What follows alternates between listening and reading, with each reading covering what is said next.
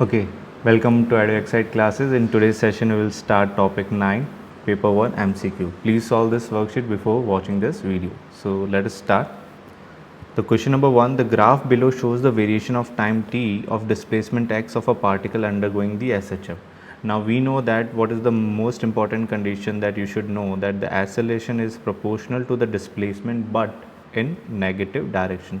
So if this condition is fulfilled, then only we say that it is a simple harmonic motion. Okay, now this is a displacement. So we know that displacement and acceleration, this relation has to be followed. Now look at the options. So this is the same, so this is incorrect.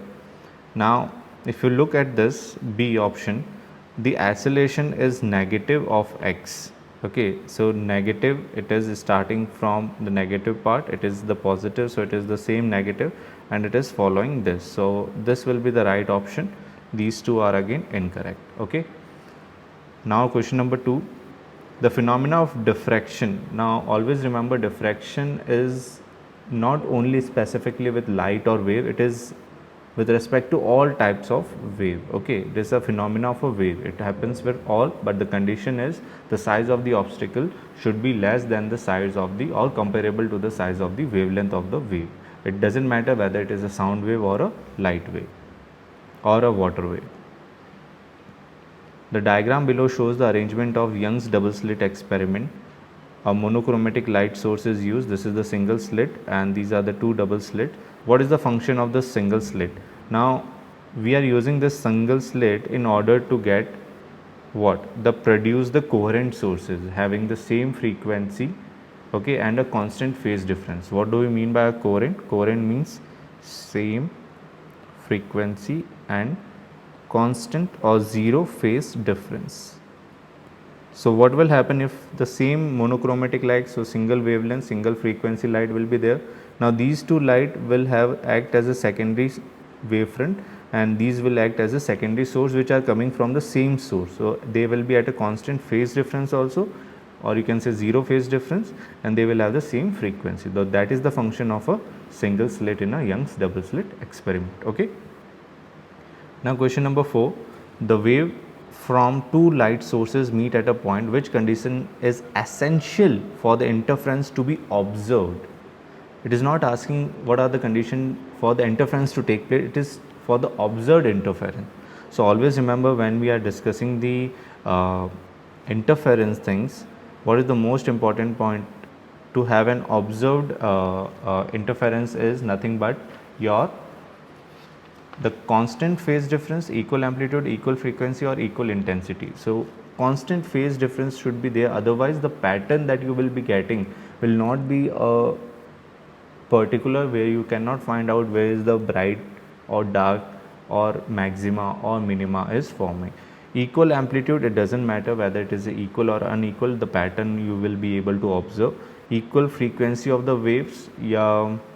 For interference, if the frequencies are not equal, then or also the interference may takes place, and equal intensities of the wave is not the condition, intensity may vary. Okay, so the most important part is the constant phase difference between the waves which are meeting at a given point. If you have any doubt, you can comment below. I will try my level best to clear all your doubts. Okay. Question number 5. This is a double slit, these are the two coherent sources, and it is given that at P produces the bright and dark fringes on a screen. The light from the two slits has equal amplitude on reaching the point P. Which one of the following gives the change, if any, in the appearance of the bright and the dark fringes when amplitude of the light wave from one slit is reduced? Now amplitude of the light is reduced. Now here what is happening at P, if you look, equal amplitudes are there. So if it is equal amplitude, then whether it is a bright or a dark, whatever the fringes are forming, okay, so they will be perfectly bright, perfectly dark, because they are of equal amplitude. Because in dark, what will happen, the crest of one will overlap with the trough of another, and they both are of equal amplitude, so they will cancel out the whole equation. Like this is the one wave and this is the another way, so they have the same amplitude, so they will cancel out and we will get a dark fringe at the particular point. Now they are saying we are reducing the intensity of one slit, so reducing the intensity like this, Now at the meeting point, what will happen? This is positive, this is negative. So still there will be some positive left, which will show you as a bright. So you can say the dark fringes will be more bright, and the bright fringes, so bright fringes, like they were meeting like this, so they were overlapping, so the resultant amplitude is more bright. So they, now if it is reduced, so it will be less bright. So option C is the right answer. Okay. Now question number 6, the water waves of a wavelength 2 meter are, the water waves has a wavelength of 2 meter are produced by two sources S1 and S2. The sources vibrate in phase. The point P is 1 meter. So let us say if it is wavelength is 2 meters, so the wave forming will be somewhat like this, and here it will be like this. Okay, so both are at the same phase, they are meeting at the same point. Okay, so they are asking you which one of the following is the amplitude of the resultant wave at point P when S1 and S2 are both emitting waves. So they are meeting at and both have the same amplitude. So here A and here A, they are both are meeting in the same phase at the same time. So you can say their amplitude will be 2A, simple. Okay, now question number 7. Which of the following is the correct description of the Doppler effect?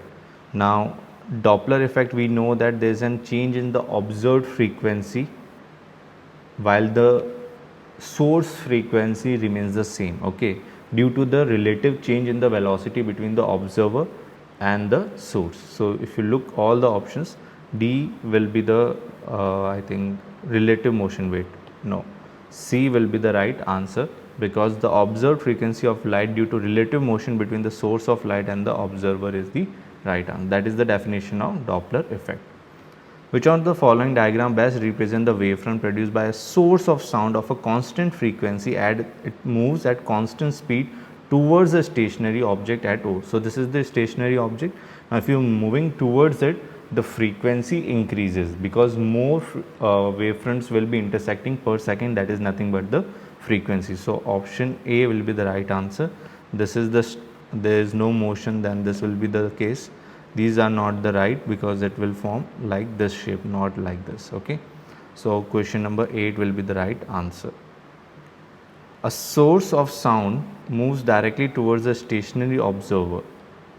The frequency of the sound detected by the observer is different from the source frequency because there is an apparent change in the frequency, or in other words we can say there is an apparent change in the wavelength. Now whether it becomes longer or shorter. So the frequency of the sound detected by the observer is different from the source frequency because it is moving towards the distance. So frequency will increase. If frequency increases, then wavelength decreases. So the apparent V is equals to F lambda. So if frequency increases, wavelength decreases because the speed is constant. So apparent wavelength of the sound will be shorter. Now question number 10.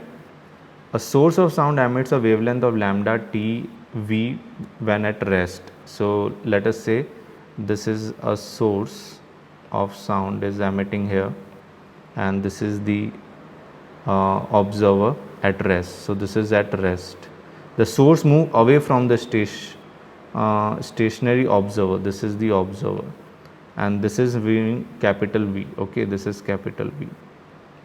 Relative to that, the wavelength of the sound waves as measured by the observer. Now there is a formula in your data booklet. Okay, so which is somewhat like the observed frequency is equals to F, the frequency of the source, speed of sound in the medium upon speed of sound. Now it is moving away. Now moving away means the frequency will decrease. Now frequency will decrease only when the denominator will increase. So we will use the plus sign. So that is the simplest way to remember, and that is the speed of the source. So this is given in your data booklet. I am not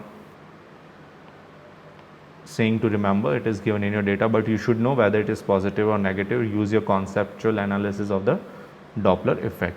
Now after this, what I can say, now observed frequency is F dash. So observed frequency we know that the V is equals to what? F lambda. So if V is equals to F lambda, then from here can I write lambda is equals to V by F. So F dash will be what? The speed of the sound upon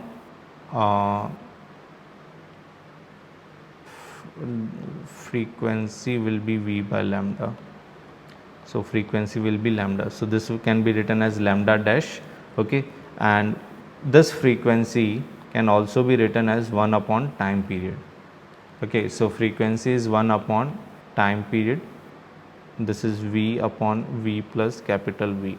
Now if I solve this equation, okay, like for example, this V and this V gets cancelled, this T goes to the other side, so T times of small v plus capital V is equals to lambda dash. Lambda dash is nothing but the wavelength of the sound wave as measured by the observer. Okay, now this can be written as Vt plus capital V into T is equals to lambda dash. Now we know that V is equals to F lambda, so from here can I write like lambda is equals to V by F, and 1 by F is V into T. So lambda is equals to Vt, so lambda plus V capital, this is capital V. Capital V is the speed of the sound moving away from the observer. This is lambda dash. So this is the answer. So this is C. Okay. Anyway, you can answer this question in that order also, that if it is moving away, then the frequency will decrease. Frequency decrease, then the wavelength will increase. Now the wavelength increase depends on the speed of the sound, speed of the source which is moving away. So that will be used with capital V, and wavelength will increase, so that will get plus only. So minus gets cancelled. Now we have to think in A and C.